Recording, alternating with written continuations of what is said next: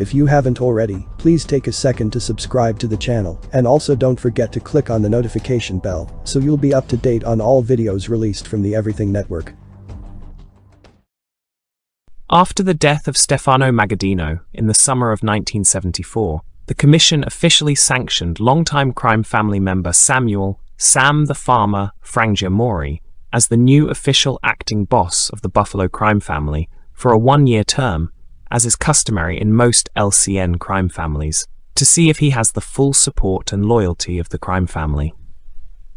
It has been debated for the last 3 decades as to whether or not Frangiamori was only an acting or front boss for former acting boss and powerful crime family member Sam Peary, as the local Buffalo law enforcement and the FBI have stated that sometime in 1975, after Sam's year was up, he stepped down for Sam Peary. What is known is that by 1975, longtime crime family member and official consigliere Joseph DiCarlo Sr., who was also the brother-in-law of Sam Peary, stepped down and retired. He was replaced by Joe Peary Sr. It is hard to determine the facts regarding the leadership of the Buffalo crime family in the mid to late 1970s, but what can be definitely determined is that Frangiamori and Sam Peary were the 2 top bosses in the Buffalo crime family from 1974 to 78.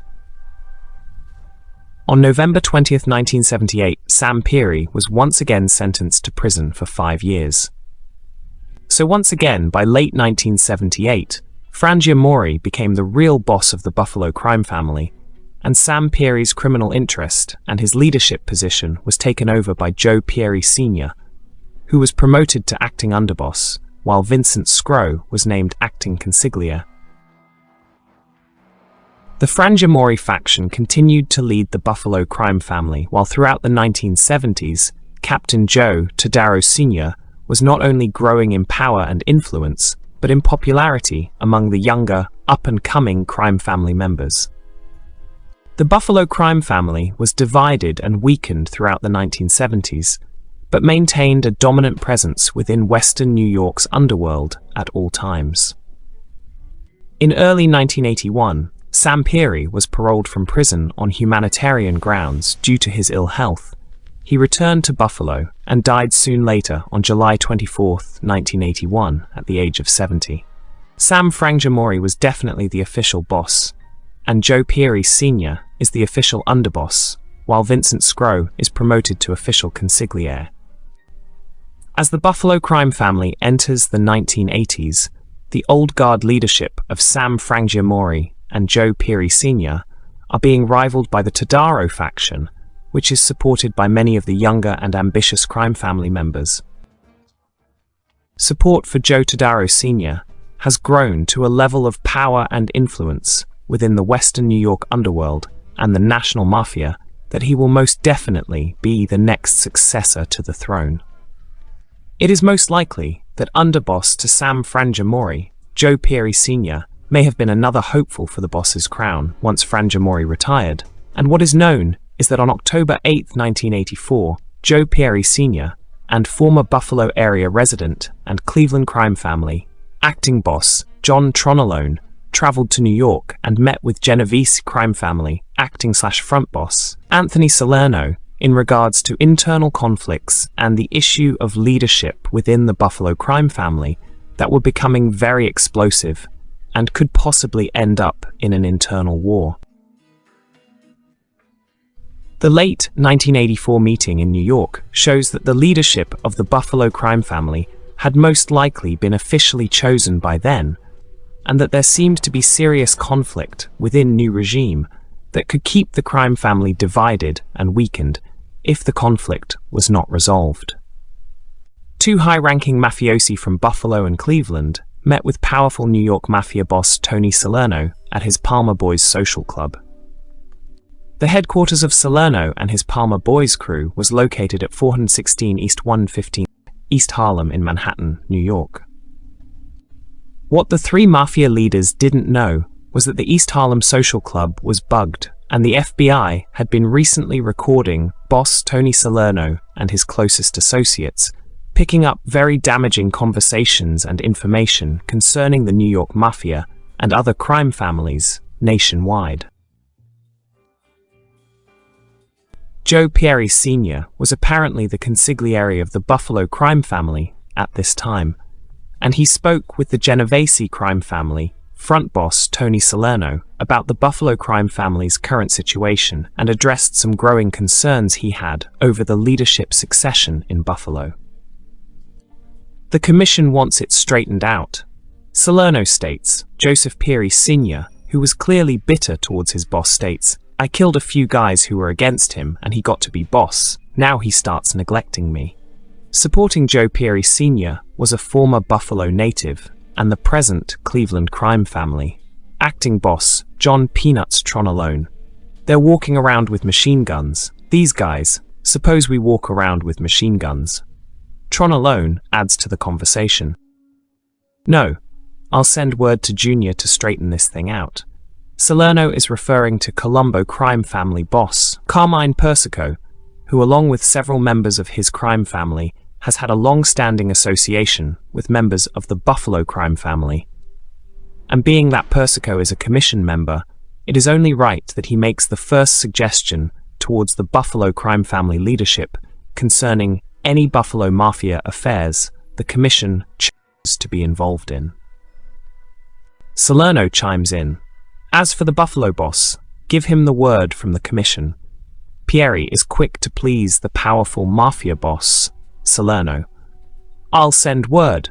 Salerno is not finished and is eager to show his guests the level of authority the New York Commission carries. Tell him, meaning the Buffalo boss, it's the commission from New York. Tell him he's dealing with the big boys now. For years, local and national law enforcement and crime writers have maintained that sometime in 1984 or 1985, the leadership of the Buffalo crime family once again changed hands. It is not clear exactly when, but by late 1984, and certainly by 1985, Joseph Todaro Sr. was sanctioned by the American Mafia's National Commission in New York as the new official boss of the Buffalo crime family. Joseph Todaro Sr., known as Papa Joe to his family and friends, was born in 1923 and is the owner of the Lenova Pizzeria and Wing Company, located at 371 West Ferry Street on Buffalo's west side. Todaro Sr. has been a prominent Buffalo family member since the 1950s, and active in labor unions, where he may have picked up his nickname. And he rose steadily through the ranks of the crime family throughout the 1960s and 1970s, until he became the top boss by 1985.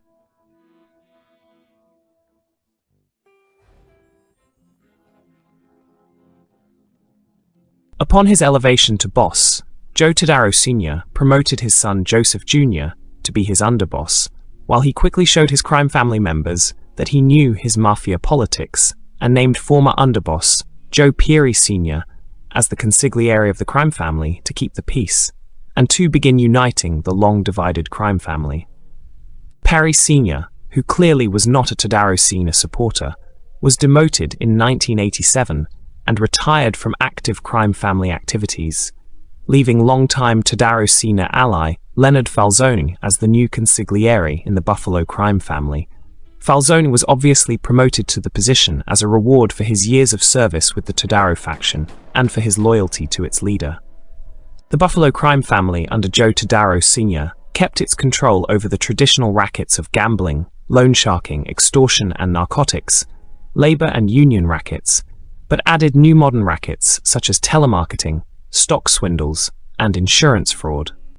The Buffalo crime family has dominated bookmaking activities in western New York for basically a century, as the Buffalo area is a hub for bookmaking operations due to the crime family's influence in upstate New York, northern Pennsylvania, eastern Ohio, and southern Ontario.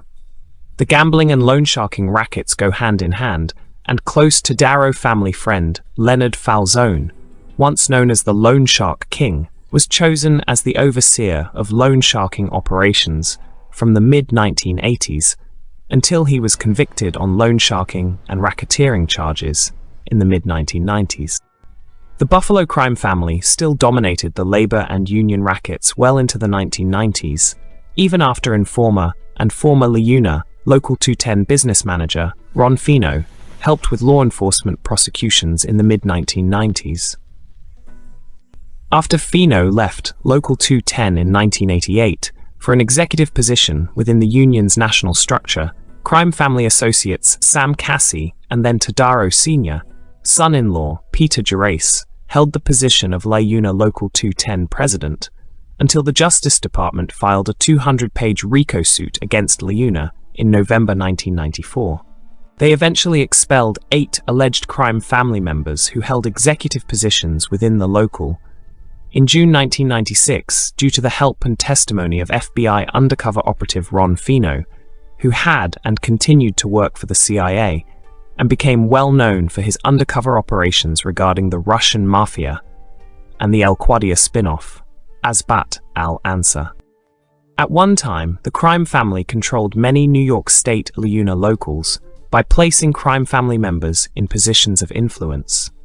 Such New York locals as Liuna Local 214 in Oswego, New York, Local 435 in Rochester, along with Union locals in Utica, Albany, and Massena, New York, also fell under the influence of the Buffalo crime family due to their past association with former Union National President Arthur Coyer and his son Arthur Coyer Jr. Even before Prohibition started, the Buffalo crime family was involved in the narcotics trade, running local and international narcotics operations, and some of the crime family's members with close ties to mafiosi from Sicily continued to be involved in the international narcotics trade well into the 1990s due to the close relationship the Buffalo crime family continued to have with Canadian mafia families from Quebec and southern Ontario. Like the Cotroni and Rizzuto crime families of Montreal, the Papalia and Musitano crime families of Hamilton, the Caruana-Contrera, Camisho, and Camilleri crime families of Toronto. Since the mid to late 1990s, the Buffalo crime family no longer dictates much time to national and international narcotics operations, and have given up their local narcotics operations as Hispanic and Black crime organizations have moved into the west and east side of Buffalo and dominated the area's drug trade since the mid-1990s. By the mid-1990s, Joe Todaro Sr. was the owner of the multi-million-dollar Lenova Pizzeria and Wing Company, which had sales in excess of $25 million annually.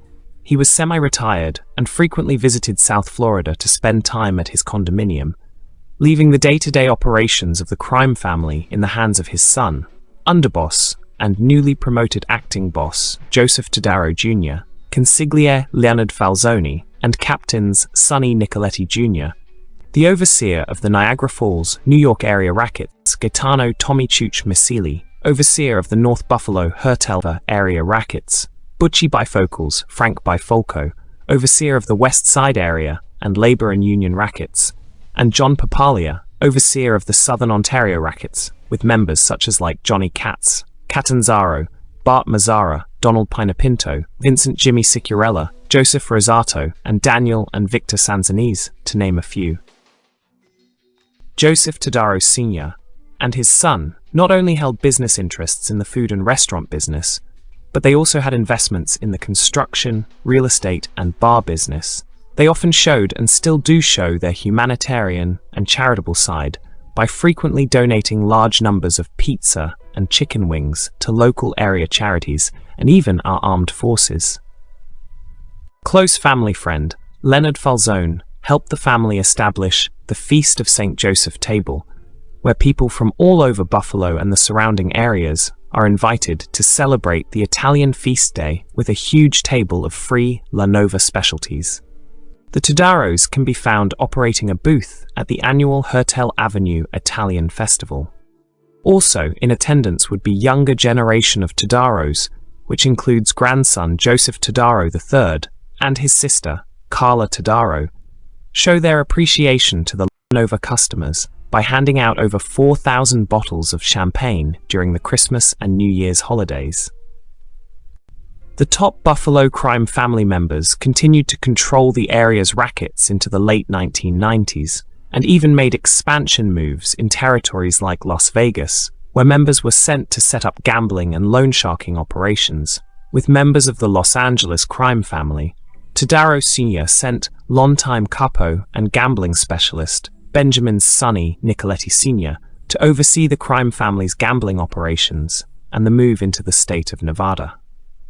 Buffalo crime family soldier and Todaro family cousin, Robert Bobby Panaro Jr., was another Buffalo area resident who had an underworld presence on the West Coast and represented the Buffalo crime family's interests in the 1990s. Bobby Panaro Jr., along with former Buffalo area resident and Los Angeles crime family soldier Stephen the Whale Sino, were sentenced in September 1999 to 7.5 and 15 years in prison for planning the murder of Chicago outfit associate and Las Vegas loan shark Herbert Fat Herbie Blitzstein in 1997. According to past media reports, the two gangsters were allegedly part of a joint effort by the Buffalo Todaro crime family and the Los Angeles Milano crime family, led by Peter Milano, to set up gambling and loan sharking operations in Las Vegas. Herbert Blitzstein was a former associate of the previous Chicago outfit. Representato in Las Vegas, Anthony Spilotro ran a large and lucrative loan sharking operation that Panaro and Sino allegedly wished to take over. It should be mentioned that before Bobby Panaro Jr.'s arrest in 1997 and eventual conviction in 1999, he had no criminal record, unlike Steve Sino, who had a lengthy and well-documented criminal record dating back decades. Buffalo crime family members continued to make money from new rackets throughout the 1990s, such as telemarketing, pump and dump stock scams, and internet pornography, well into the new millennium. And by all accounts of local and national law enforcement and the media, the Buffalo crime family continues to thrive in North America's underworld. The Buffalo crime family's base of power has been the city of Buffalo, New York, for the last century, but the group has also had criminal interests and satellite groups, or crews, in other areas, such as Rochester, Messena, and Utica in upstate New York, eastern Pennsylvania, Youngstown, Ohio, and the southern Ontario cities of Niagara Falls, Hamilton, and Toronto. They remain active to this day, but law enforcement and the media have estimated the crime family's current underworld presence at anywhere from one of the most powerful crime families in La Cosa Nostra to being on the verge of extinction. In other words, no one has any idea what they are really up to, and maybe because this is the one family that may have gone legit, in my opinion.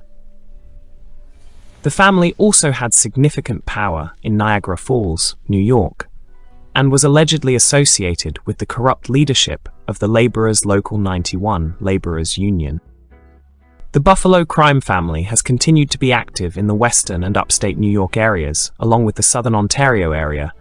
Affiliated and active crews operate in several Buffalo areas, such as the north, east, and west sides, and in some suburban locations, such as Niagara Falls, Cheektowaga, and Amherst, along with Utica, New York, and Niagara Falls, Hamilton, and Toronto, Ontario.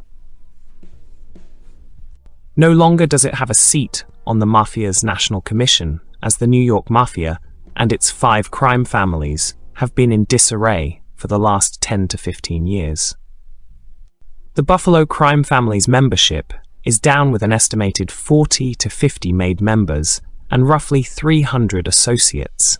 They no longer control extremely large criminal operations, such as large-scale gambling, extortion or protection, burglary rings, hijacking, and narcotics. Since the 90s, it has been predicted by local law enforcement, the media, and crime writers who keep a close watch on the western New York underworld that Joseph Todaro Jr. was the most likely successor to his father as the next Buffalo crime family boss, being that he has been acting boss since roughly 1995.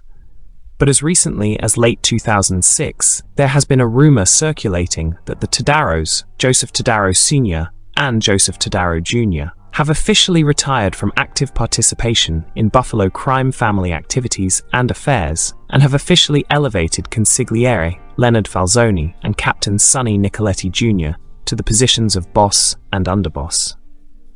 In other words, the Buffalo crime family may no longer be called the Todaro crime family, as the Todaro era has possibly ended.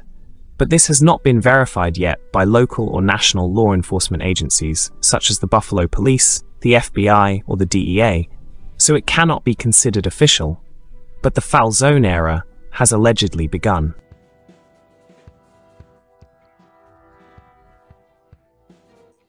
In late 1996, the Buffalo family, along with the Los Angeles crime family, joined forces to take over a loan sharking and auto insurance fraud racket in Las Vegas, controlled by Herbert Blitzstein, a Chicago outfit associate.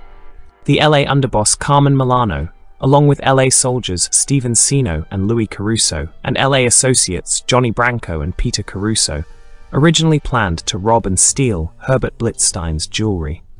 After robbing Blitzstein, the LA mobsters planned to have Buffalo family soldier Robert Bobby Panaro fence the stolen jewelry. Carmen Milano decided that Buffalo family boss Joseph Todaro Sr. would receive a piece of Blitzstein's Las Vegas rackets. The job of robbing Blitzstein was given to Peter Caruso, but Caruso changed the plan and decided to murder Blitzstein and take over his Las Vegas operations. On January 6, 1997, LA associates Antonio Davey and Richard Friedman shot and killed Blitzstein in his own home. In 1997, the Buffalo family's Canadian faction boss Johnny Papalia and his lieutenant Carmen Barillaro were murdered by Kenneth Murdoch. When the police arrested Kenneth Murdoch in 1999, he decided to become a government witness. Murdoch told authorities that he was ordered by brothers Pasquale Pat Musitano and Angelo Musitano of the Musitano crew to murder both Johnny Papalia and Carmen Barillaro. According to Murdoch, the Musitano brothers had been fed up with being a satellite crew of the Buffalo family and having to pay tribute money to the family. Murdoch also claimed that he was waiting for Pat Musitano to approve the murders of 4 Lupino crew members, Natale Lupino and Vincenzo Lupino, the 2 sons of Giacomo Lupino, and Domenico Violi and Giuseppe Violi, the 2 sons of Paolo Violi. Also revealed by Murdoch was that Pat Musitano had discussed with Quebec Mafia boss Vito Rizzuto and Gaetano Panepinto about Rizzuto investing in Ontario. The Canadian intelligence agencies had observed meetings in October 22nd through the 23rd of 1997 between Pat Musitano and Vito Rizzuto, which become more significant after the deaths of Johnny Papalia and Carmen Barillaro. Eventually, these agencies were convinced that the Musitano brothers did not act alone in the murders of Johnny Papalia, Carmen Barillaro, and Ennio Mora.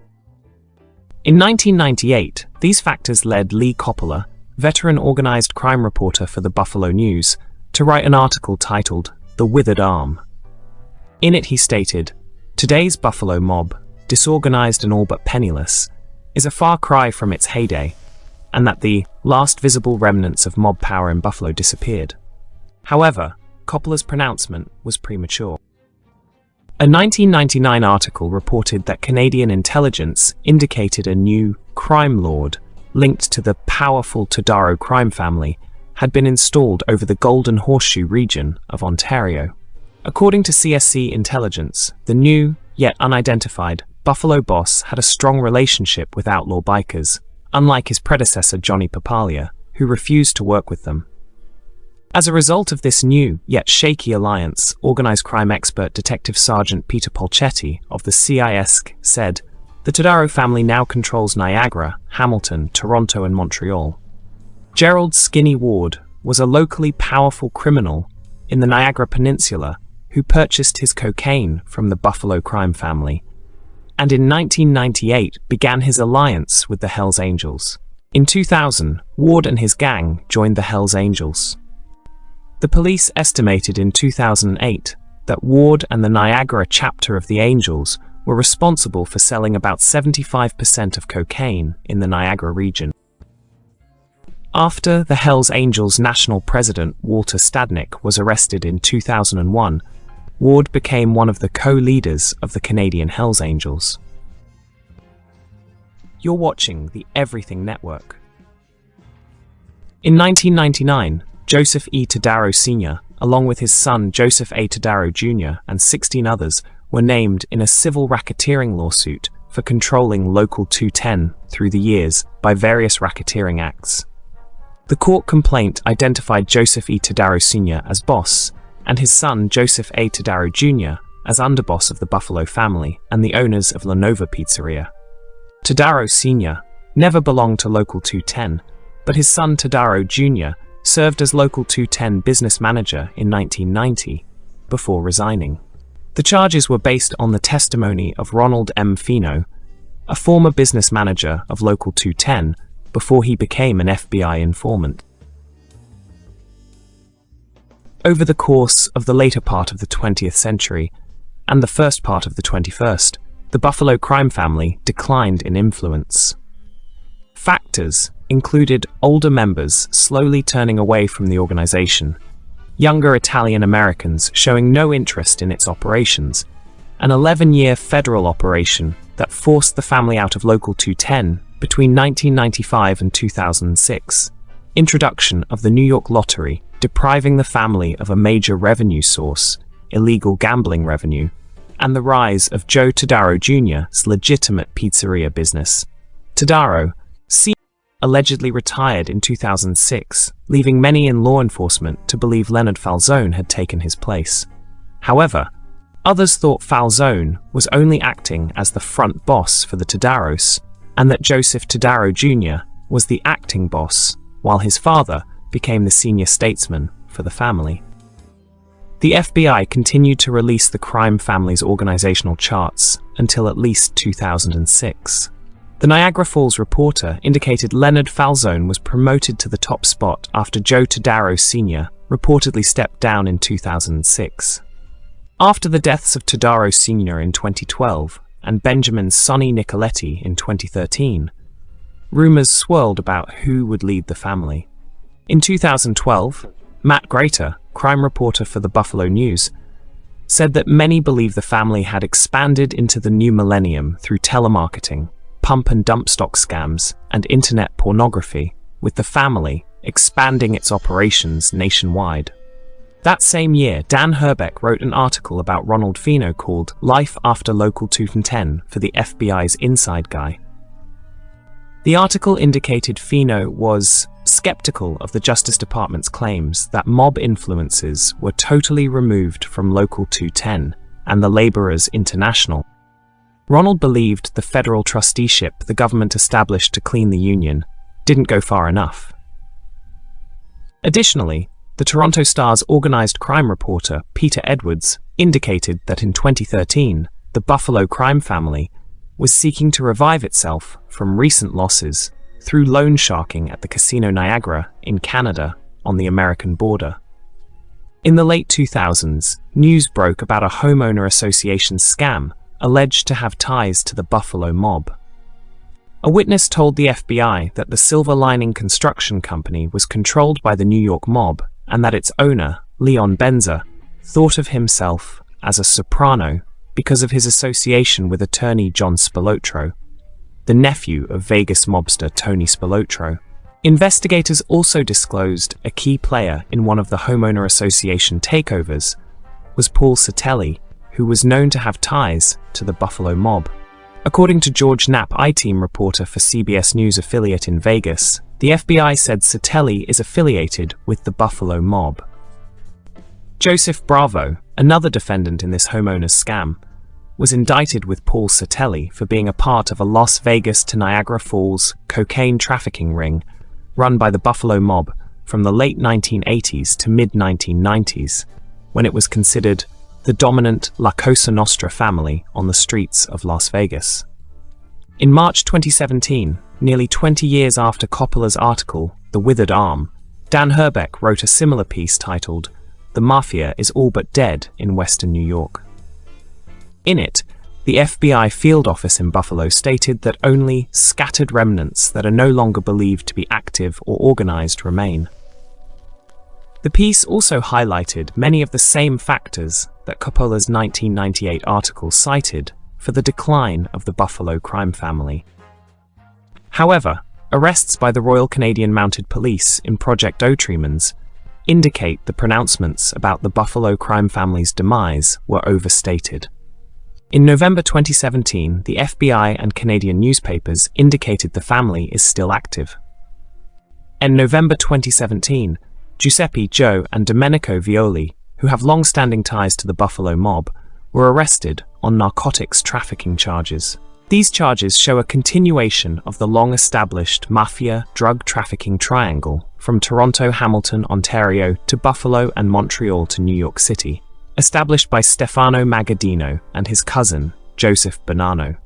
Michael McGarity of the FBI said the Otremans operation unearthed and dug up the roots of a partnership extending from New York City to Buffalo and Toronto to Montreal, proving once again that Italian organized crime groups have evolved far beyond the neighborhood cliques of days gone by. The arrests also hit members of the Buffalo crime family, headed by the late Joe Todaro. U.S. Department of Justice said that Canadian law enforcement authorities had arrested various members and associates of the Bonanno, Gambino, and Todaro crime families on charges that include narcotics trafficking. In response to these arrests, a Canadian journalist wrote, "Among those arrested in Canada are members of the Todaro organized crime family, based in Buffalo, according to U.S. authorities. The Todaro crime group was built by the now-deceased Joseph Todaro Sr., who took over the Buffalo Mafia once led by the influential boss Stefano, the Undertaker, Magaddino." Further, in September 2018, Peter Edward reported that the Buffalo mob isn't dead, despite some media reports. According to his article, the Buffalo Todaro crime family is strong enough to call the shots in the recent mob war between the Musitano and other crime families in the Hamilton underworld. This article reports, New York State mob still has considerable influence in the Southern Ontario underworld, sources say. I don't think anyone knows for certain how this plays out. One thing's for sure, Buffalo will always have a say north of the border. Paul Manning, a former Hamilton undercover police officer who worked on organized crime investigations. Buffalo would have to give approval for high-level killings, sources said, adding that mob leaders there are believed to have turned their backs on one side in the dispute and given tacit approval to the other. They're all supposed to be under Buffalo, one source said of the two feuding Ontario crime factions. Buffalo factions of traditional organized crime are not in Canada per se, but historically have controlled aspects of Canadian family business and do get kickbacks from profits from illicit activity, Manning said.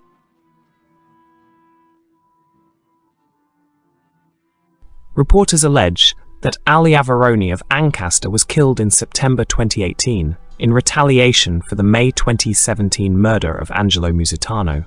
Rumors circulated that the murder was related to an unpaid debt and rivalries between Niagara mobsters and influence from the Buffalo mob.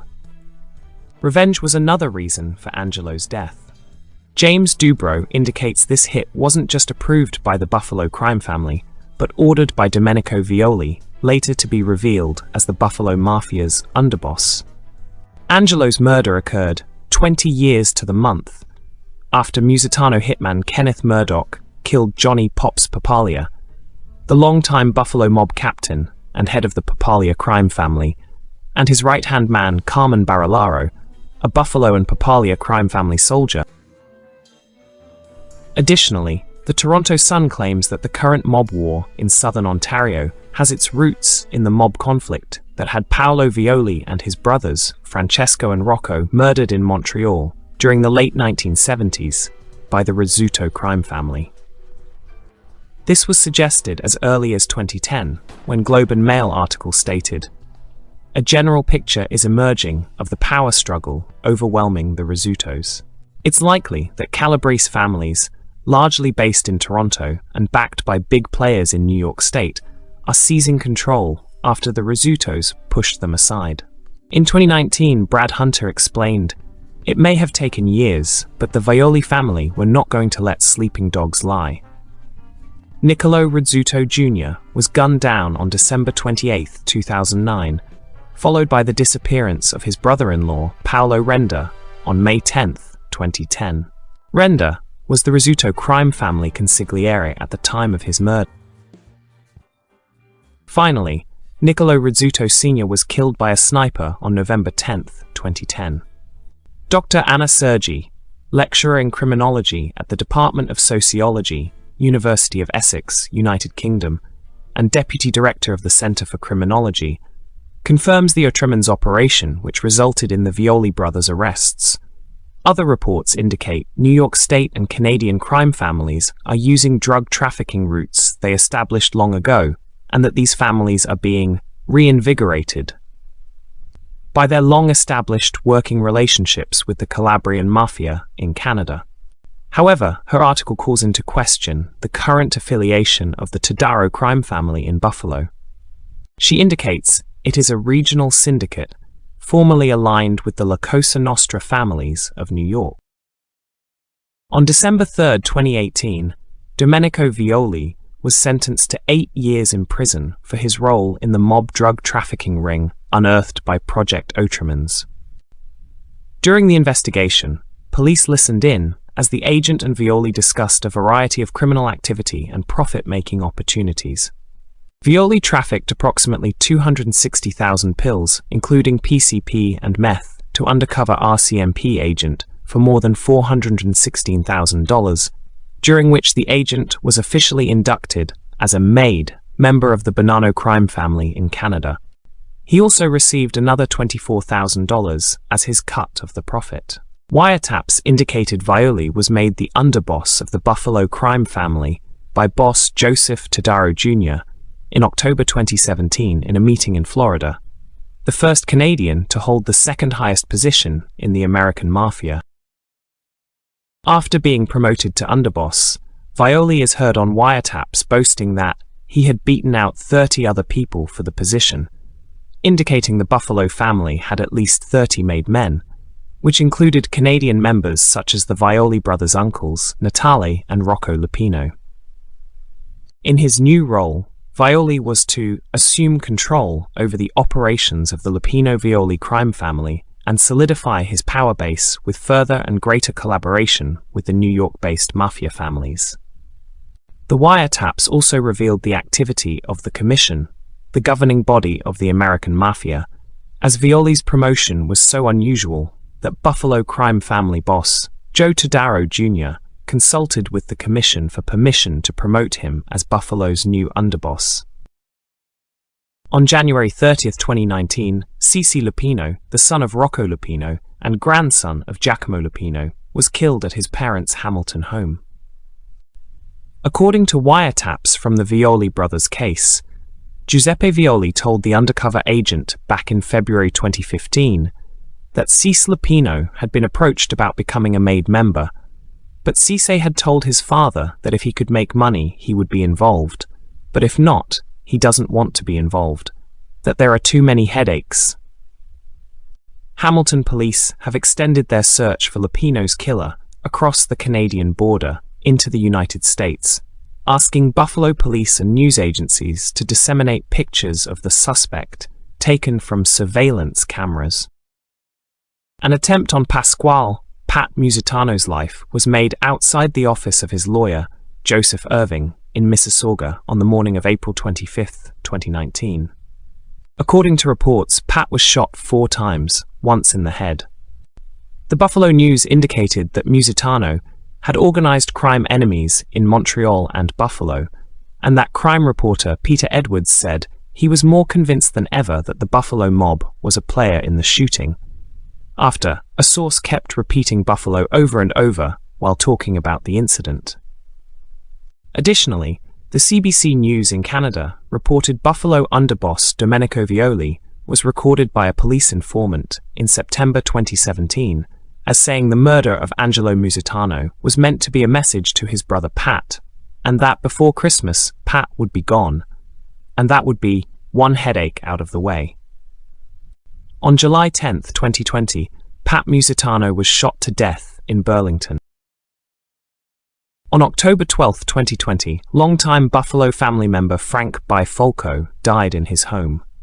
In 2020, the FBI and Royal Canadian Mounted Police reported that the murder of Albert Iavaroni on September 13, 2018, is linked to the ongoing Mafia war in Hamilton, Canada. It was reported that Iavarone had been associated with the Musitano crime family bosses Angelo Musitano and Pasquale Musitano before they were both assassinated. The investigation revealed that New York City mobsters arranged with the Los Angeles family boss Tommy Gambino to induct Iavarone into Los Angeles family in 2017. The New York City mobsters wanted Iavarone to be a liaison between the US and the Ontario crime group, which upset members of the Buffalo family who oversee criminal activities in Western New York and Hamilton, Canada. If you haven't already, please take a second to subscribe to the channel, and also don't forget to click on the notification bell so you'll be up to date on all videos released from the Everything Network. If you haven't already, please take a second to subscribe to the channel, and also don't forget to click on the notification bell so you'll be up to date on all videos released from the Everything Network. Born in Todaro, Sicily on July 1, 1893, Giovanni Montana came to Buffalo at the age of 13 in June 1907 and quickly began to show his entrepreneurial business talents. In grade school, Montana made his first dollars as a messenger for a West Side candy shop running errands and messages.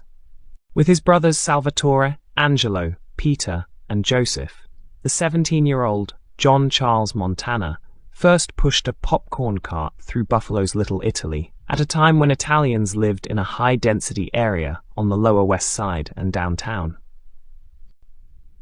Because the demand was so great, the Montana brothers had to fold their first business as they couldn't supply the many people who wanted their goods. In time, Don Stefano Magaddino would become the boss of the Mafia in Buffalo and organize an empire with John Montana at the top. Years down the road, Montana's nephew Charles would marry the oldest daughter of Don Stefano. Don Stefano's only son Peter also married Montana's niece. Through family ties, John Montana merged with the most ruthless criminal leader this city has ever seen. Montana was a smart businessman, though. He never fit the description of what a mafioso was supposed to be. In 1922, John Montana formed the Buffalo Taxi Company, his first stab at joining Buffalo's booming transportation industry. A few years later, he bought and merged with the Yellow Cab Company in an effort to consolidate cars and call centers, as well as eliminate the taxi competition. Through political backing among leading Italians, as well as prominent WASP Buffalonians, Montana was given the Republican nod to run for the city's Common Council. He was first elected a representative from the Niagara district in 1927, and then re-elected again in 1929. For 4 years, Montana served the city of Buffalo on the council and saw major advances in an already booming city. On the council, he was the chairman of the Housing and Slum Clearance Committee, which gave his Mafia associates a direct influence over where people lived and what reconstruction efforts would be made. He also served as chairman of the Labor Relations and Compensation Committee, allegedly giving the Mafia some influence in different unions in the area. While his role in the Magaddino Mafia was never made public during his time in office, and he was applauded for his civic achievements, John Montana lived a double life as both a trusted advisor to the Mafia's kingpin and a trusted advisor to the mayor. In fact, when Mayor Schwab, German former brewer turned mayor, who was raided for booze during Prohibition and indicted while sitting as mayor, was fighting hard to create the first public buses in Buffalo, most leading businessmen in the transportation industry opposed the idea to public busing, which would take passengers away from taxis, trolleys, and trains. John Montana, however, used his political influence to secure a sweetheart contract furnishing the first ever buses in Buffalo with seats, cushions, and everything else needed on board. He created the Montana Company, which was awarded the first bus furnishing contract in the city's controversial push for public transportation. While a city councilman, Montana saw the opening of the Buffalo Airport in Cheektowaga. He allegedly passed legislation regarding the opening of the Peace Bridge, Buffalo's international gateway to Canada. He was instrumental in overseeing the 2-year-long construction of the New York Central Station, which was a 17-floor combination office and terminal building on the east side. He passed legislation to build the new City Hall building, still a landmark among Buffalo's downtown skyline. Many major changes came to the Queen City during his time as a political leader, and John Montana made sure that his hidden partnerships never came to light, while still placing people in positions to reap the benefits of the construction and transportation boom. Montana's taxis, for instance, were given a sweetheart contract to be the sole cab operators at the new Central Terminal Station. 200 trains a day were said to go through Buffalo, and Montana's taxis were the only ones allowed to pick up passengers that wanted a ride.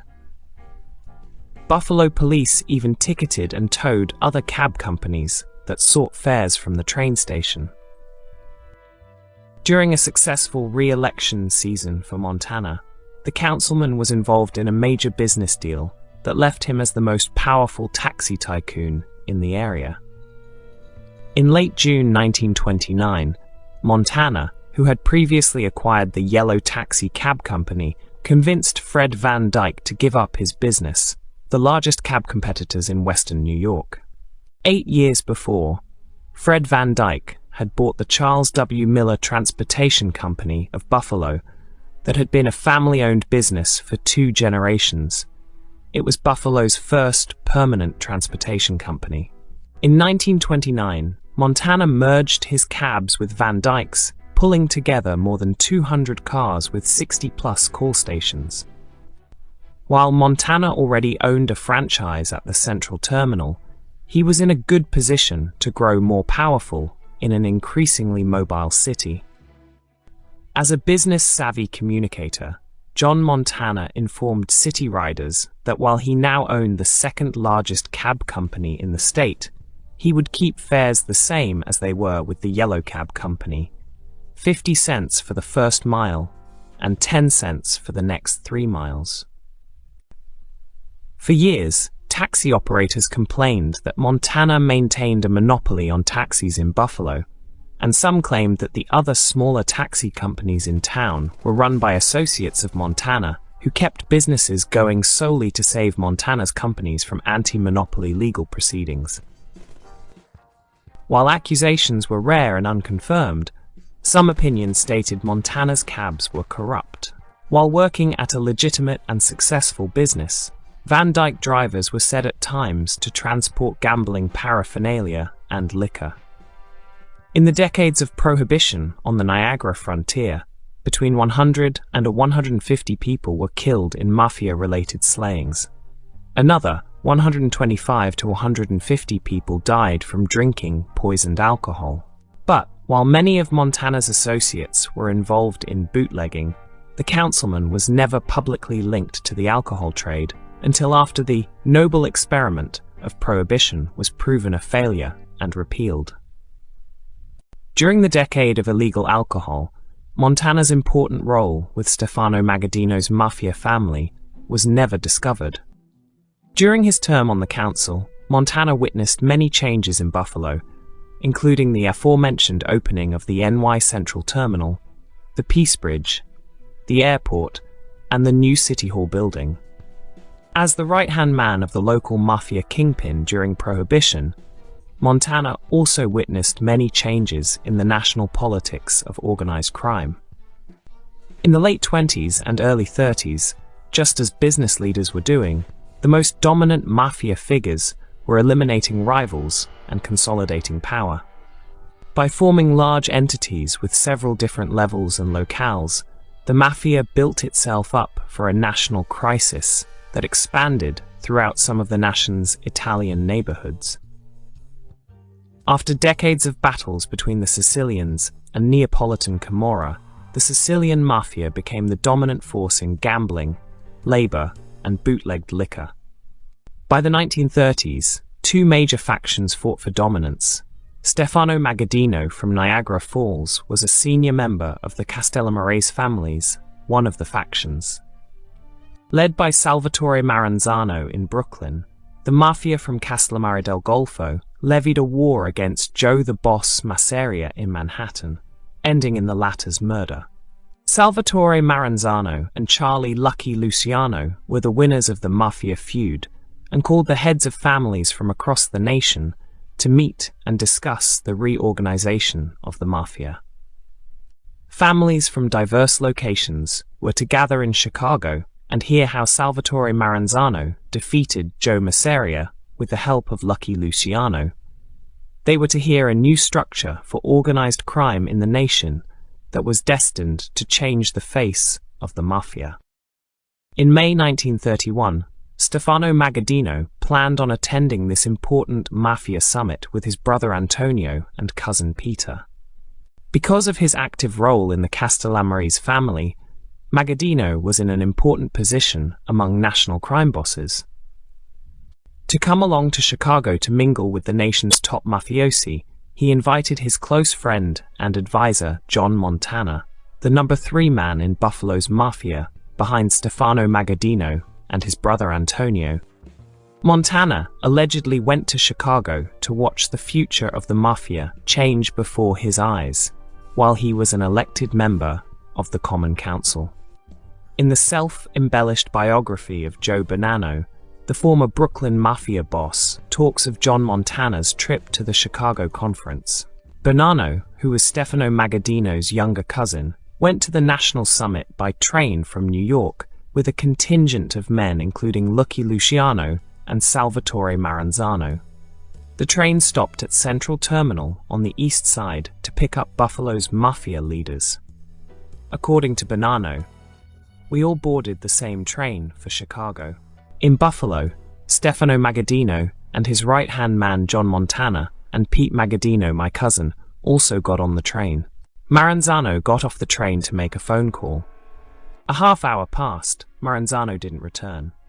The train was scheduled to leave the station momentarily. It was unthinkable to abandon Maranzano. Montana got off the train. Montana was an illustrious man in Buffalo. He owned the cab company, and at one time he was the city's deputy mayor. When he returned to our compartment, Montana told us he had arranged for the train to wait until Maranzano came back. This exhibition of clout impressed us greatly. After Maranzano boarded again and we were on our way, my cousin Stefano beamed with pride.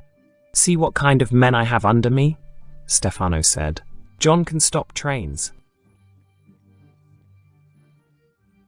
While his high-level role within the Mafia wasn't known publicly, his stature among Buffalo's Italians was obvious. When 300 Italians, representing 45 Italian organizations, came to the glamorous Statler Hotel in downtown Buffalo to celebrate Columbus Day in the early 1930s, Councilman Montana was one of the honored guests noted by the local newspapers, along with the mayor, Edward Butler, who started the Buffalo News and the Buffalo State Library, the police commissioner, the general manager of the Chamber of Commerce, a representative from the U.S. House, a state assemblyman, and other politically powerful Italians, including Charles Giambrone, Charles Martini, Vincent Torriello, Ms. Graga, Joseph Gambino, and Frank Gugino. However, Montana wasn't always in the press as an acclaimed Buffalonian and respected civic leader. In late 1932, he was in public view because he was facing new competition in the taxicab industry. The Grey Cab Company came to town as an independent business in 1932 and brought enough money to charge substantially less than the dominant cab companies, namely Van Dyke Taxi. Van Dyke temporarily lowered their prices to meet the new competition. but many of the smaller independent companies could not afford to lower their rates and began going out of business. While most companies saw the lowered rates as a death blow, Montana saw it as an opportunity to freeze out the competition and eliminate some rivals. In September 1932, the Association of Taxicab Owners and Operators of Buffalo, NY, asked the Common Council to combat the new taxi companies and make fares standard across the board. Allegedly, Montana, who still held a seat on the council, shelved the issue and the city didn't act. Officially, because the council didn't want to meddle in the affairs of private businesses. After the rival cab company came to town with a lowered wage system for several months, many smaller cab businesses had to shut their doors as they couldn't compete and turn a profit. After a few went out of business, there was a labor dispute and 200 employees of the Grey Cab Company went on strike. While Montana was never publicly linked to the strike, rumors were made back in 1932 that his associates instigated the Grey Cab employees to strike for more wages, ultimately causing the company to temporarily stop transporting passengers. While Montana's alleged role in the labor dispute was unknown, he faced his own labor problems less than 3 years later, when some of his drivers went on strike. In January 1935, the local Teamsters Union for taxi drivers was having what Montana later called a civil war.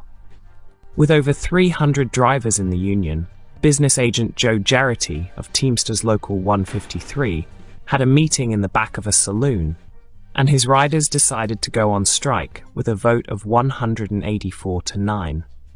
At first, the newspapers reported 325 drivers were on strike, mostly from Van Dyke Taxi, owned by Montana, and the 50/50 Taxi Company, owned by Montana's good friend, Charles Cedilot.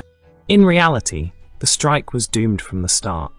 As Montana quickly pointed out to the drivers, they needed 2/3 of their union ranks to agree to a strike. With only 184 voting for the strike, Montana claimed it was illegal. The taxi tycoon also said he never negotiated on the union's strike because he was never presented with a list of problems or demands. Through negotiations with the union's secretary-treasurer, Charles Strauss, the Teamsters taxicab drivers weren't off work for more than a month. According to the influential Montana, Jarrety called the strike out of spite. "We have 223 drivers living up to President Roosevelt's desire to spread out work. We kept them all working.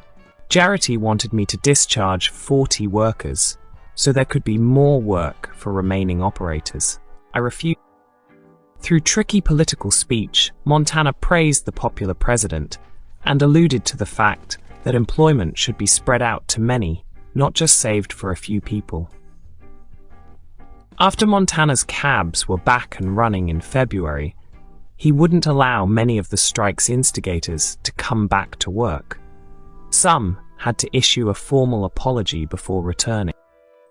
While this was a very prominent time for Montana's taxi business, he was ironically the mover behind a controversial taxi-related issue, consuming much of the time of Albany's politicos. During the same time as these strikes in 1935, the state Senate was considering the Giancana Act. According to this, all cabs in cities with a large amount of taxis would be publicly run by the city's service departments. Only Buffalo and New York City were large enough to be affected by this bill. On the front page of Taxi Age, the national trade weekly for the taxi industry, Montana figured importantly in a headline story about corrupt cab owners and their links to politics. In short, the publication accused Montana of bribing Anthony Canny, LO, and said the official was in cahoots with Van Dyke. While most taxi operators viewed the bill as a blatant disregard for private business, Montana, the second largest cab owner in the state, viewed it with open arms, and may have even helped write it. Montana's ties to city services, city streets debt, and the entire Common Council meant that he could control even more in the taxi industry through a seat in city government, as opposed to the seat behind a desk at Van Dyke. In an era when public transportation was first becoming an idea, Montana wanted cabs run by the city, a city that the consigliere of Buffalo's Mafia had already infiltrated. While his Van Dyke cabs were forming a near monopoly over the taxi industry, Montana knew he could control a complete monopoly if the city were allowed to operate all the cabs as public transportation. This would be a legal monopoly. Besides having an influential hand in city and state politics, Montana was known in Republican circles throughout the nation. In June 1936, the Republican National Convention met in Cleveland, as they do every 4 years, to nominate a top candidate from the party. During Prohibition, Herbert Hoover was the Republican president, eventually replaced by the Democrat Franklin D. Roosevelt. The Republicans wanted the position back. Montana was chosen as an alternate delegate from New York and mingled with top politicians as they endorsed Alf Landon and Frank Knox to run against FDR and his vice president. While the Republicans lost the election, Montana was still noted as an influential man in Republican circles. Shortly after the Republican National Convention of 1936, the Mafia consigliere entered the race for Congress. From the 41st District of the House, made up heavily of the Italian West Side, Republican Party leaders handpicked J. Francis Harter, an Amherst attorney, as their candidate, when many people opposed because Harter lived outside the 41st District, outside of the city of Buffalo altogether. John Montana used it as his blessing to create a splinter in the Erie County Republican Party and lead a dissident faction that supported his candidacy as a representative to the United States House. Buffalo's Mafia would be complemented nicely if their secret consigliere was elected to the House. Montana, who lived at 228 Bustye at the time, vigorously and viciously campaigned against the powerful Republican Party that once supported him. The ultimate power of democracy lies within the people, Montana told the city. In these turbulent times, when other nations are depriving their citizens of a voice of the affairs of government, it should be the duty of political leaders in America to show the way in affirming faith in democracy. Montana lobbied hard against the county's Republican Party that supported Amherst's Harter over the district's Montana. Such conduct is a scorning of true democratic principles, Montana would say, and those responsible for it should not be entrusted with the leadership of our party. According to the number 3 man in the local mafia, my candidacy is unbossed by any group or individual who seeks special favors. On August 14, 1938, Montana campaigned before the Societe SS del Ponte from the upper terrace on Buffalo's west side. The next day, Montana had a rally for 10,000 people at the Hamburg Fairgrounds with the Circolo Figli di Valedolmo. Shortly afterwards, Montana visited Genesee Park on the east side to garner support at the German Day festivities. His biggest backers came from Charles Giambrone and Dr. Marietta Catalano, the first woman doctor to graduate from the University of Buffalo and older sister of attorney Michael Catalano, later Supreme Court Justice, who were both members of the Republican State Committee. State Assemblyman Frank Gugino also backed Montana's run for Congress. Peter Fiorella, the head of the Federation of Italian Societies, told many of the Italian organizations under his umbrella to vote for John Montana. While he was assured to get votes from Italians on both sides of the party lines, John C. Montana suffered a big loss in the Republican primary, as many Italians were held out of voting due to party affiliations, and many others favored the suburban attorney. Montana believed that he'd infiltrated government, though, and was still a known man in Republican circles. In fact, shortly after the primary loss in 1938, Montana was named as a delegate to the state's constitutional convention. John Montana worked with the most powerful politicians New York had to offer to revise the state's set of laws.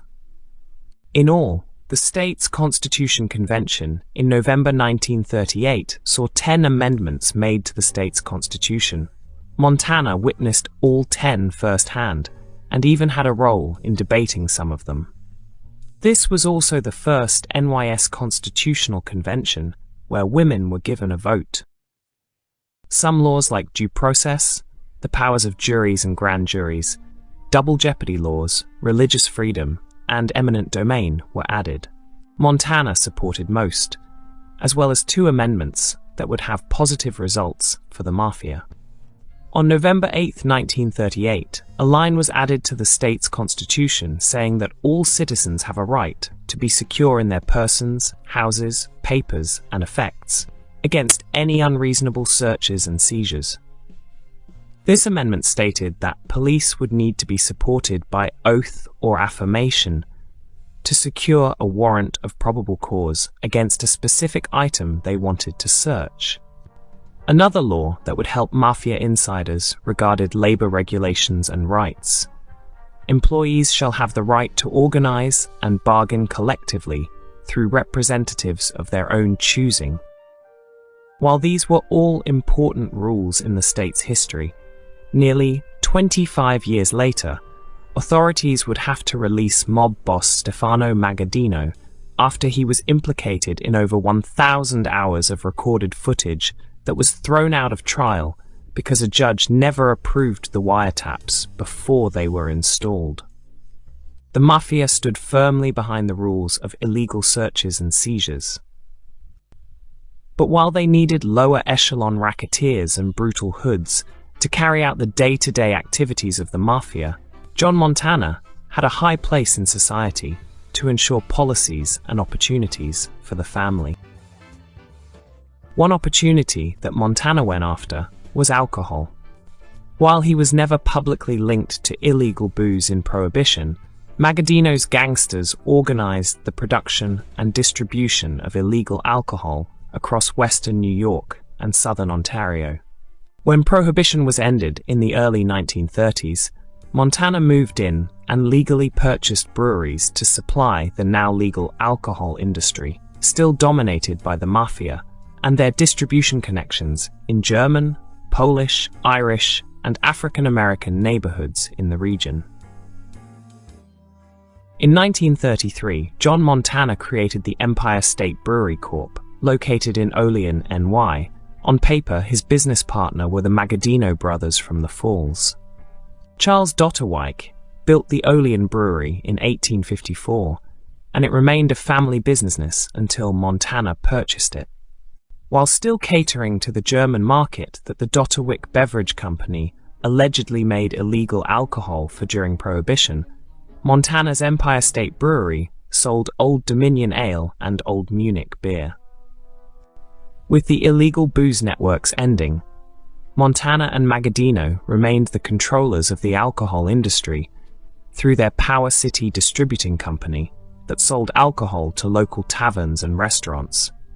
Magaddino was the president of this company from 1933 to 1958 until the business went bankrupt and they sold the assets. As secretary-treasurer of the company, Charles Montana, John's nephew, signed the papers to fold the business, and he held a powerful position within Magaddino's Mafia family. After the brewery in Olean changed ownership in 1940, John Montana, the taxi tycoon, remained an active entrepreneur in western New York's brewing industry. Montana became a director of the Frontier Liquor Corp. Years later, Montana would go into a business partnership with Stefano Magaddino's only son Peter in the Buffalo Beverage Company, the company formerly owned by Mayor Frank Schwab before Prohibition was enacted. This company oversaw the distribution of Budweiser across western New York and employed several alleged mafiosi as business agents.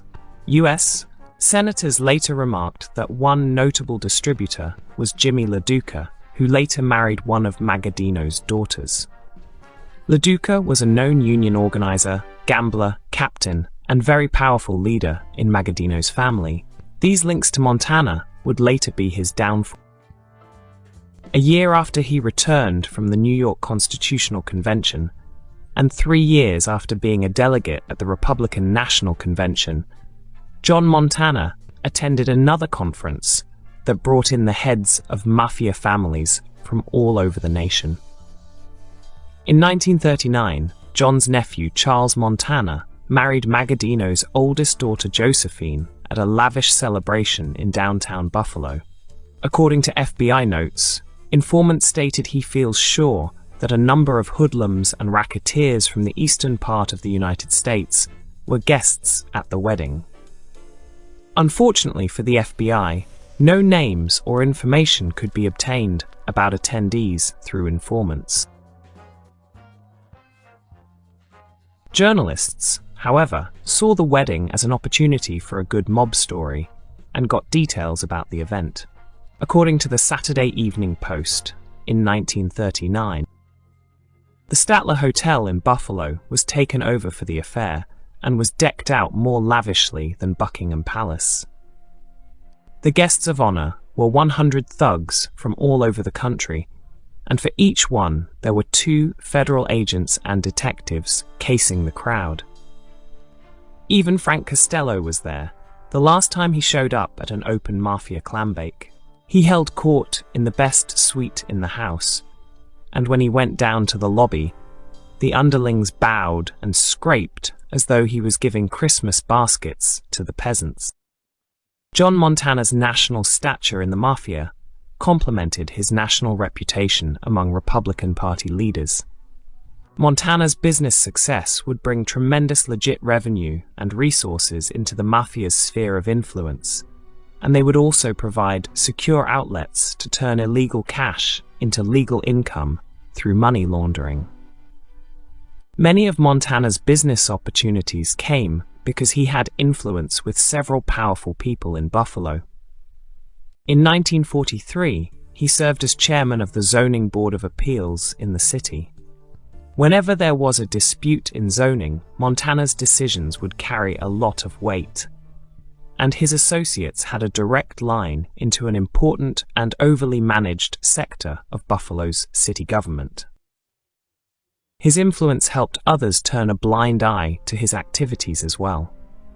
In August 1944, independent taxicab owners organized and approached Mayor Joseph J. Kelly for help against the monopolizing Montana taxis. Van Dyke Taxicab Company had been turned into a huge network of companies dominating the area, with subsidies: Van Dyke Transfer Corp., Van Dyke Taxi and Transfer Co., and Van Dyke Baggage Corp. Van Dyke Airport Transportation Company was created when flights were becoming more popular in the area. Montana Motors also supplied the cars for the taxi empire. For a period, John Montana was even the president of the National Association of Taxicab Owners. His subsidiaries and taxi conglomerate created the profitable means to control the entire taxi industry in Buffalo and destroy smaller, independent companies. With pleas to the mayor for help, the Independent Taxicab Association of Buffalo, NY, claimed that Montana was given unfair contracts during World War II to operate exclusively across the city, violating the fair monopoly laws of the day. Van Dyke Taxi and Transfer was the only company allowed to move travelers to the Buffalo Central Terminal on the east side, and was able to drive all over and purchase gas when rations forces others out of business. Police were even aggressively ticketing or impounding any other taxicabs nearby. The president of the Independent Cab Association, Thomas Cavalli, created a publicity battle against Montana through the newspapers. "I fail to see why the city of Buffalo should be paying the salaries of its police department to assist the New York Central and to protect their contract with the Van Dyke Taxi and Transfer Company." The association went to the Common Council, who said it was out of their jurisdiction. Cavalli pleaded to Mayor Kelly, but was just referred back to John Montana, who snubbed the independent operators once again. "I called Mr. Montana," Cavalli said, "and was advised by him that he was able to handle the situation perfectly, and if he needs my assistance at a future time, he would be glad to call on us." Montana's businesses continued to thrive, and his family ties to the Magadinos ensured his place in the Mafia as the consigliere, or counselor. His political contacts were unlimited as well.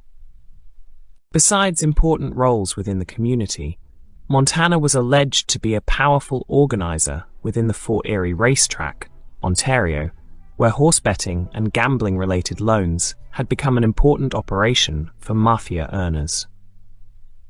Opened in 1897, the Fort Erie racetrack was taken over by the Fort Erie Jockey Club by 1920, and John Montana eventually became the most powerful mobster associated with the racetrack. For a time, Montana was even the director of the Fort Erie Jockey Club.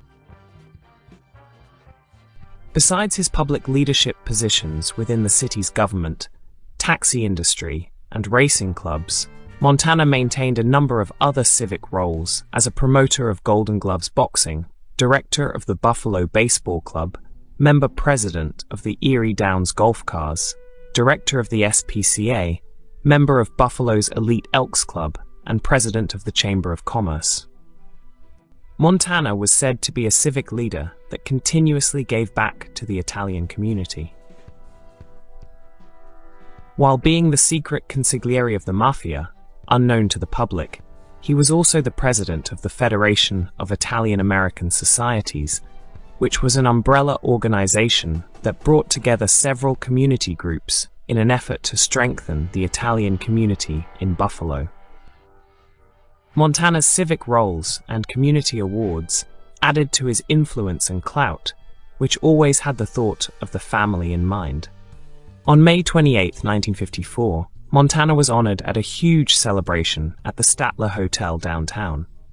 Montana was leading a contingent of politicians trying to repeal the McCarran Immigration Act of 1924 that restricted Italian immigrants, among others.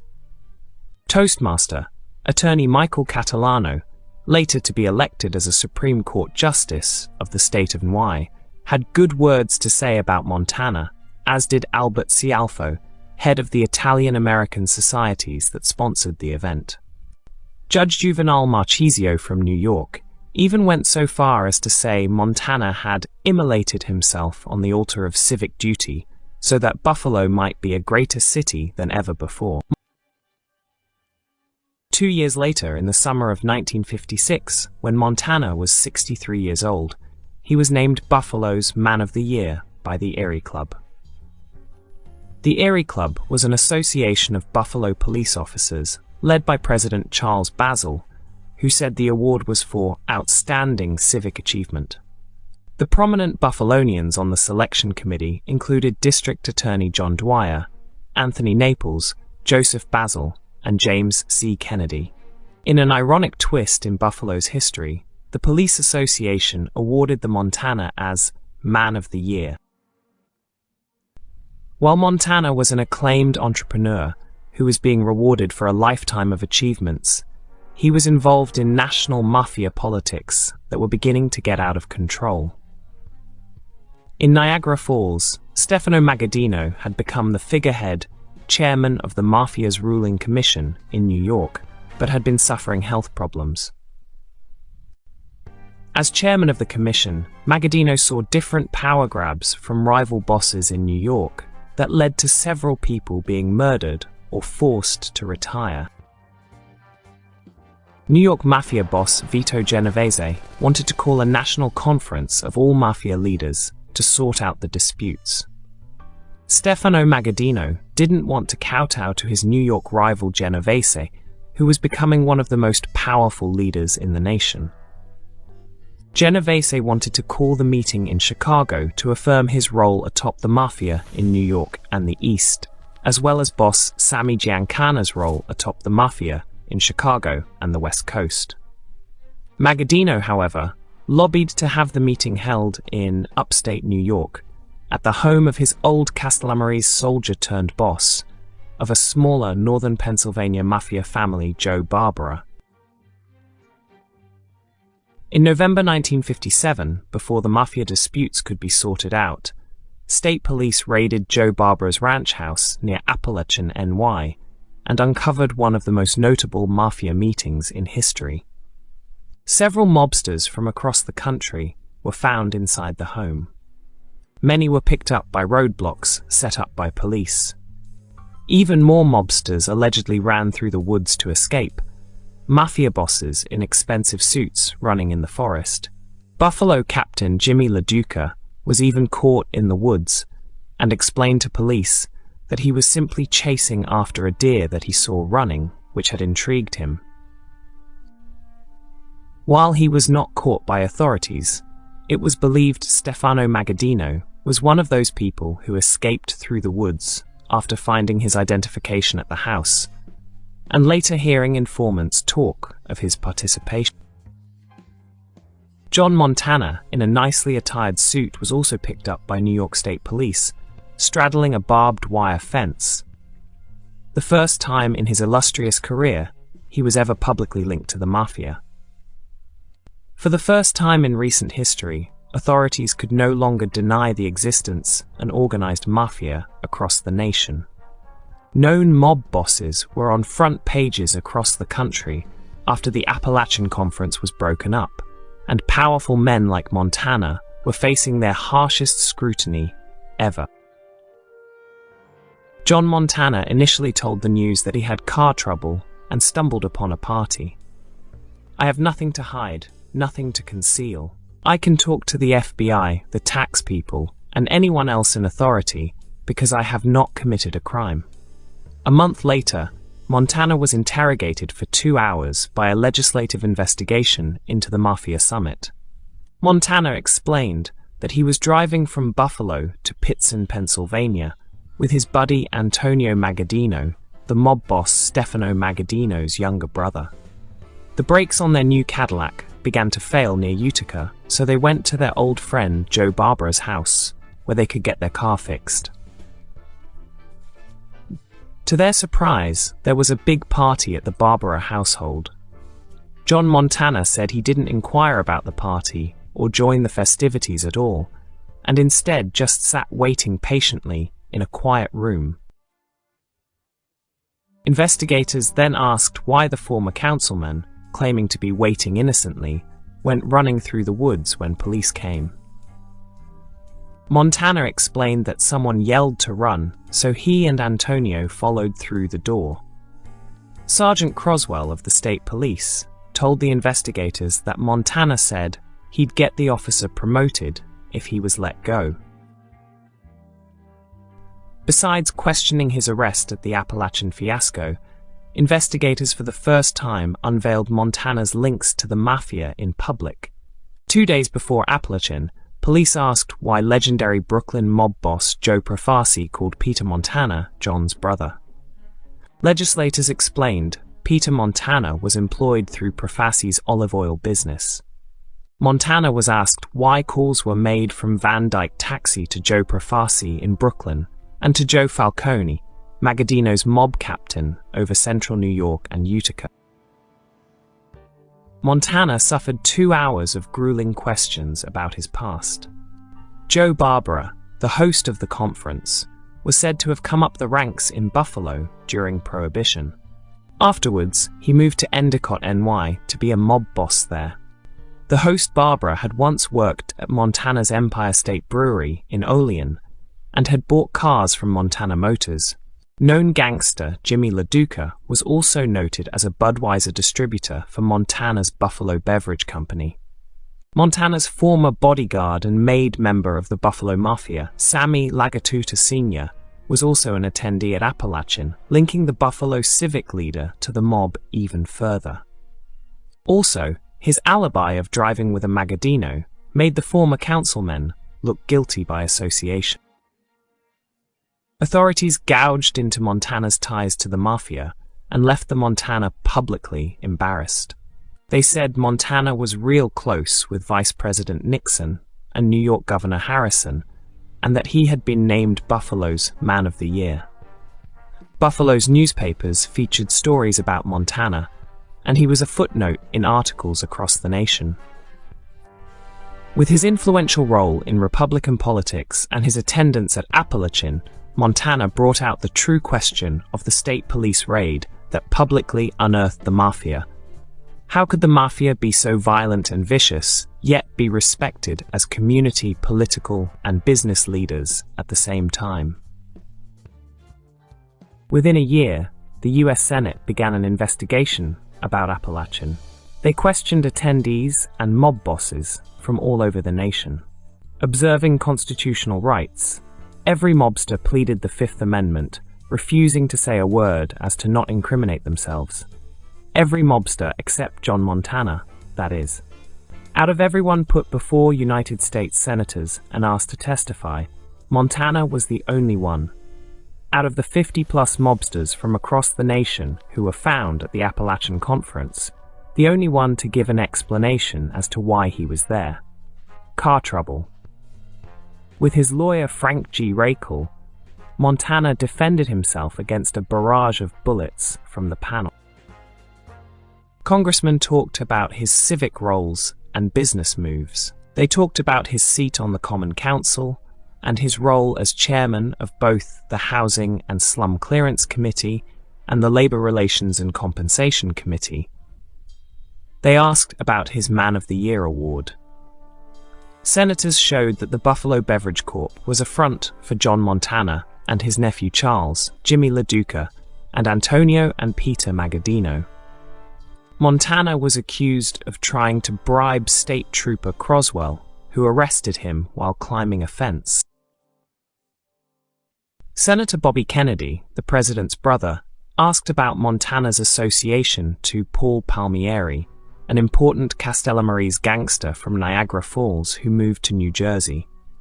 He said Palmieri had been arrested in the Falls, Brooklyn, Chicago, Springfield, MA, Manhattan, Buffalo, and Lockport. Palmieri had also been a witness in the slaying of another New Jersey mob boss who made his bones during Prohibition in Buffalo, Willie Moretti. Bobby Kennedy then showed Montana a picture of himself standing with Paul Palmieri. While Montana said it was at a political meeting, Kennedy explained that the photo was taken at the Del Golfo Society in 1939. Releasing most of the questions and answers to the public, senators made a mockery of John Montana's answers and denounced his influential role in Buffalo. Senators asked about calls from Montana to Profaci in Brooklyn and Magadino in the Falls. "I wish the telephone had been tapped," Montana told the panel. "It would prove to this committee that I never had contact with that man or any other man like that." The heat suffered from this investigation caused the Mafia to spin out of control and somewhat into hiding. John Montana lost respect among community members, and his past dealings were being scrutinized. He was said to have faced a lot of heat in the underworld for offering an explanation as well, for violating the sacred oath of omerta, or silence. Montana was ordered to serve 5 years behind bars and pay a $10,000 fine as well, because authorities didn't like his answers, conspiracy to obstruct justice. The other attendees who took the Fifth Amendment during investigations all received sentences for contempt as well.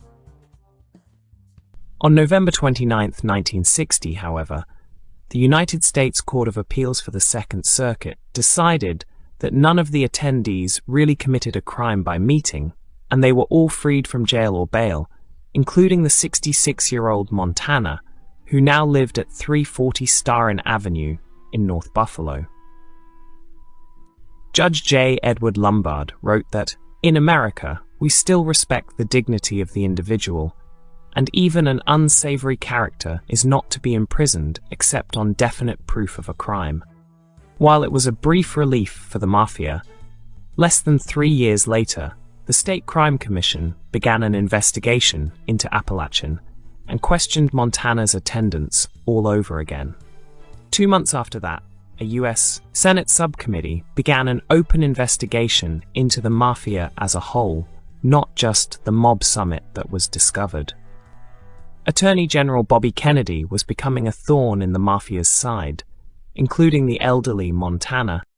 New York City mob soldier Joe Valachi was arrested dealing drugs in a distribution network with the Buffalo Mafia's Canadian wing.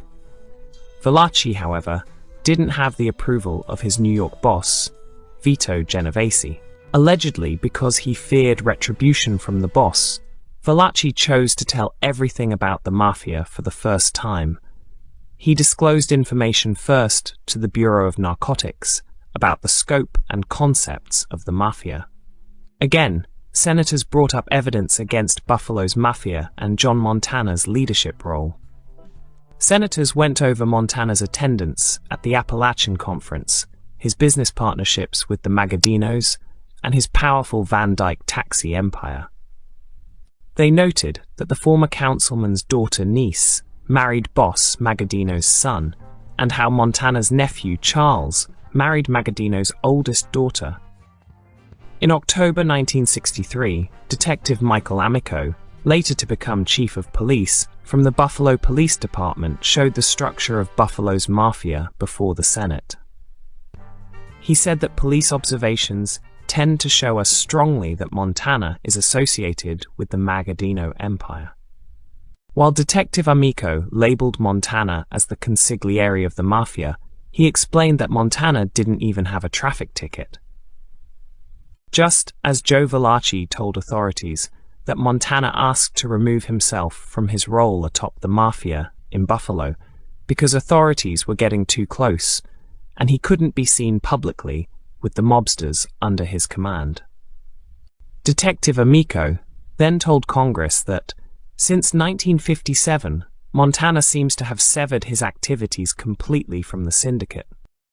Senator Javits then asked Detective Amico about Montana's taxi empire. Amico said that Montana's cabs dominate the industry, but he also runs things legit and has the most courteous and most trusted drivers of any company. Amico said Montana was said to have a corrupting hand in the creation of city services in 1938. After it all, Montana wouldn't show his face anywhere in public anymore. His power in the Mafia dwindled quickly after being caught on a barbed wire fence. He even asked to be demoted in his later years, as he didn't want the responsibility or police heat that's generally attributed to mob bosses. Just like his Mafia power, Montana's political influence was also erased when he was publicly identified as a mob leader. At age 70, Montana couldn't keep up with his business interests that were being scrutinized constantly by authorities. Living an influential life and going where many mobsters never could, Montana began having health problems while living at an expensive apartment in the Delaware Towers. On March 18, 1964, John Montana died shortly after being admitted to the Buffalo General Hospital because of a heart attack. He was survived by two brothers, Peter and Angelo, and his nephew Charles, who was solidly entrenched in the Mafia's hierarchy. Charles and his wife Josephine Magadino lived in a lavish house on Mafia Row out in Lewiston, where Stefano Magadino, his sons-in-law and daughters, each had houses. While Rose Montana and her attorney John J. Naples had copies of the will, Buffalo will never know the extent to which John Montana had his hand in the affairs of the Mafia, in the affairs of the community, in the affairs of business, in the affairs of the government. Living for years as a business tycoon and political influencer, Montana fell to disgrace in the end after being caught red-handed. After the Appalachian fiasco, his prestige was damaged so much so that his health deteriorated quickly and he died.